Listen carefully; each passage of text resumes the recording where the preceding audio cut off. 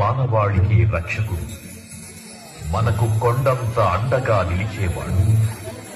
మనసులో తలచిన వెంటనే గుండెల నిండా ధైర్యాన్ని నింపగలిగే మహాయోధుడు, అభయహస్తంతో ఎల్లవేళలా మనల్ని కాపాడే ఆ పవనపుత్రుడి ఇప్పుడు మనసారా స్తుతించుకుంటూ శ్రీ పంచముఖ ఆంజనేయ స్వామిగా అవతారమెత్తిన కథ దృశ్య రూపంలో తిలకిద్దాం రండి.